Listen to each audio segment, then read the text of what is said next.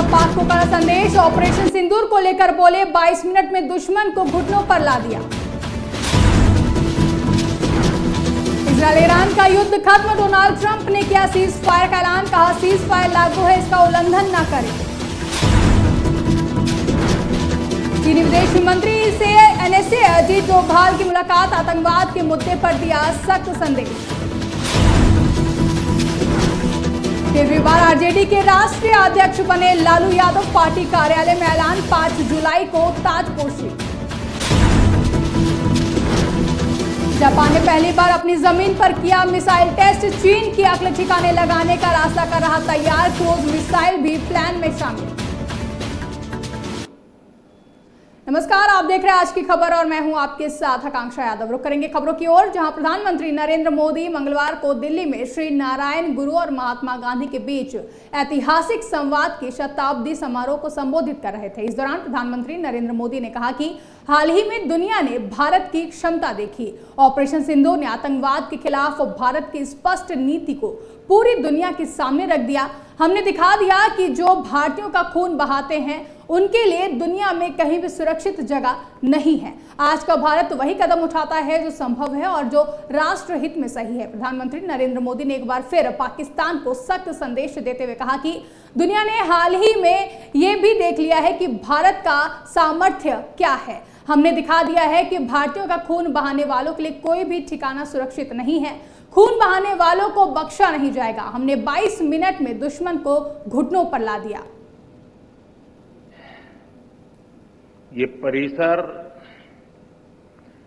देश के इतिहास की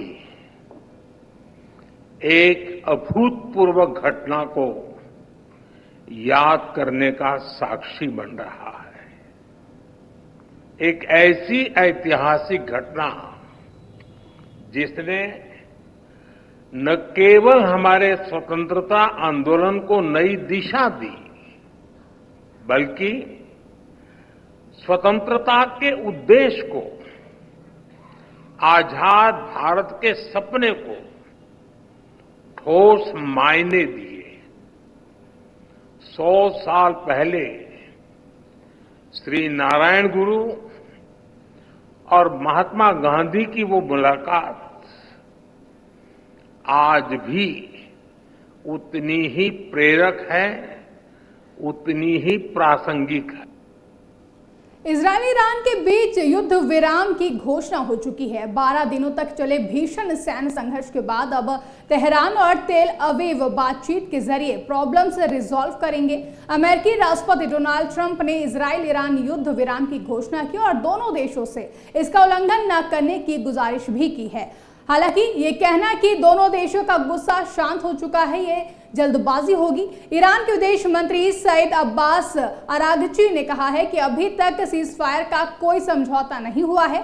हालांकि इजरायली शासन ईरानी लोगों के खिलाफ आक्रमण को तेहरान समय के अनुसार सुबह 4 बजे से पहले बंद कर दे। हमारा उसके बाद अपनी प्रतिक्रिया जारी रखने का कोई इरादा नहीं है। हम सीज फायर पर इसके बाद ही आखिरी फैसला लेंगे। वहीं अमेरिकी राष्ट्रपति डोनाल्ड ट्रंप ने मंगलवार को कहा कि इजरायल और ईरान के बीच सीज फायर अब लागू हो चुका है। अमेरिकी राष्ट्रपति ने अपने social media platform truth social पर लिखा कि अभी से सीज फायर लागू होता है, प्लीज इसे ना तोड़ें।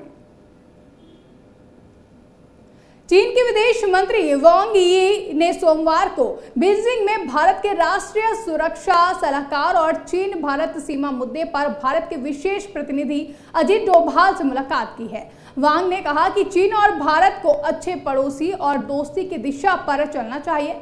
पारंपरिक रूप से लाभकारी और जीत की संभावना के लिए कोशिश करना चाहिए। दो प्राचीन सभ्यताओं के ऐतिहासिक ज्ञान का प्रदर्शन करना चाहिए। संवेदनशील मुद्दों को ठीक से संभालना चाहिए और बॉर्डर के आसपास के इलाकों में शांति और सौहार्द बनाए रखना चाहिए। राष्ट्रीय जनता दल के संस्थापक और दिग्गज नेता लालू प्रसाद यादव को एक बार फिर पार्टी का राष्ट्रीय अध्यक्ष चुना गया है। ये उनका लगातार 13वां कार्यकाल होगा। वो इस पद पर निर्विरोध निर्वाचित हुए हैं। आरजेडी के राष्ट्रीय निर्वाचन पदाधिकारी रामचंद्र पूर्वी ने इस बात की आधिकारिक घोषणा की है।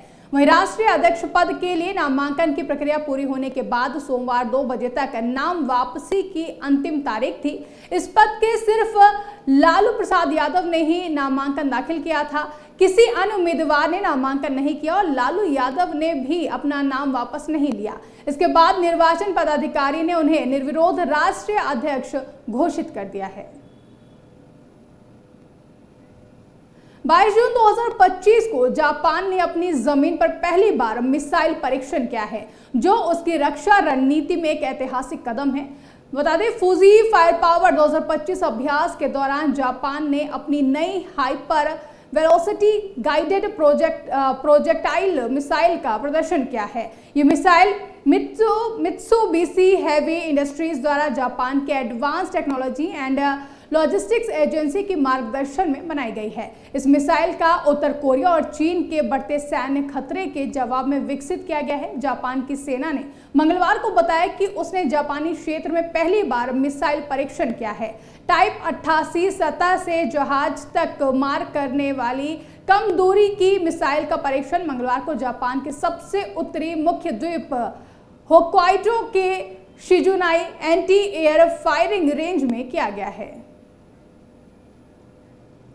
फिलहाल के लिए खबरों में बस इतना ही। ऐसी तमाम बड़ी खबरों के लिए आप देखते रहें आज की खबर।